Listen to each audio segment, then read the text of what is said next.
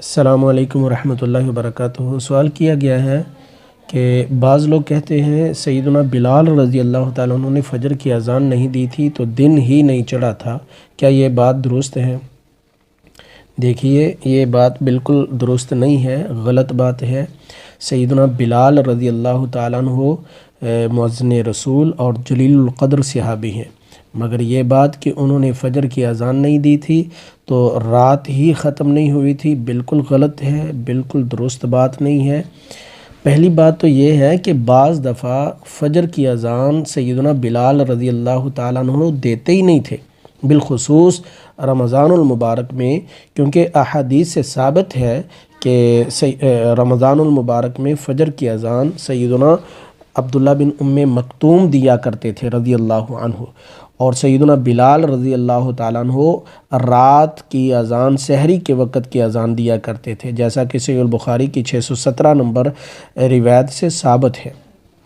دوسری بات یہ ہے کہ احادیث میں یہ بات بڑی صراحت کے ساتھ بیان ہوئی ہے کہ سیدنا بلال رضی اللہ تعالیٰ عنہ سوئے ہوئے تھے، یہ بھی صحیح البخاری کے اندر 595 نمبر پر حدیث موجود ہے۔ ابو قتادہ رضی اللہ تعالیٰ عنہ اس حدیث کے راوی ہیں، وہ بیان کرتے ہیں ہم خیبر سے واپسی پر رات کو نبی صلی اللہ علیہ وآلہ وسلم کے ساتھ سفر کر رہے تھے، تو بعض لوگوں نے کہا اللہ کے رسول صلی اللہ علیہ وآلہ وسلم آپ یہاں پڑاؤ ڈال لیں تو بہتر ہوگا، تو آپ صلی اللہ علیہ وسلم نے فرمایا اخاف ان تناموا عن الصلاۃ، میں ڈرتا ہوں کہ کہیں تمہاری آنکھ نہ لگ جائے اور نماز کے لیے نہ اٹھ سکو۔ تو سیدنا بلال رضی اللہ تعالیٰ عنہ نے عرض کیا میں آپ کو جگا دوں گا، پھر سب لیٹ گئے، اور سیدنا بلال رضی اللہ تعالیٰ عنہ نے چونکہ لمبا سفر کیا تھا، سفر کی تھکاوٹ کی وجہ اور رات کے نیند کے غلبے کی وجہ سے انہوں نے اپنی پشت اپنی اونٹنی سے لگائی اور سو گئے۔ پھر سب سے پہلے نبی صلی اللہ علیہ وآلہ وسلم جاگے،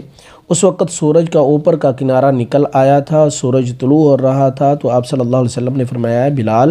آپ نے تو کہا تھا میں جگا دوں گا، تو سیدنا بلال رضی اللہ تعالیٰ عنہ نے عرض کیا مجھے ایسی نیند کبھی نہیں آئی تھی۔ آپ صلی اللہ علیہ وسلم نے فرمایا ان اللہ قبض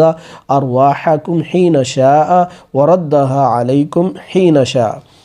اللہ نے جب چاہا تمہاری جانیں قبض کر لی اور جب چاہا تمہیں لوٹا دیں۔ فرمایا یا بلال قم فاذن بالناس بالصلاۃ، اے بلال اٹھو اور نماز کے لیے اذان دو۔ تو بلال نے اذان دی، آپ نے وضو کیا، اس وقت جب سورج بلند ہو کر سفید ہو گیا، پھر آپ صلی اللہ علیہ وسلم کھڑے ہوئے اور نماز پڑھائی۔ اچھا، بہت ساری احادیث میں یہ بھی موجود ہے، جس طرح امام ابو داود نے سنن ابی داود میں ایک باقاعدہ باب قائم کیا ہے، باب فی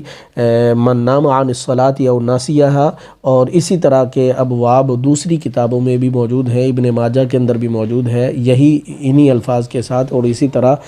ترمذی نسائی وغیرہ کے اندر بھی یہ ابواب موجود ہیں کہ جو صلاۃ کے وقت سو جائے یا اسے بھول جائے تو کیا کرے۔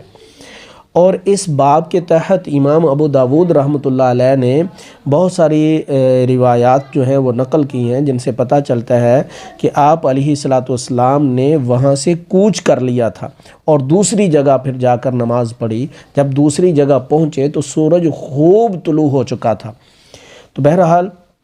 اس حدیث سے معلوم ہوا کہ لوگوں کا یہ کہنا کہ سیدنا بلال رضی اللہ تعالیٰ عنہ نے اذان نہیں دی تھی تو صبح ہی نہیں ہوئی تھی، یہ بالکل غلط ہے، من گھڑت بات ہے، یہ بنائی ہوئی بات ہے اور حقیقت کے خلاف بات ہے۔ واللہ اعلم۔ السلام علیکم ورحمۃ اللہ وبرکاتہ۔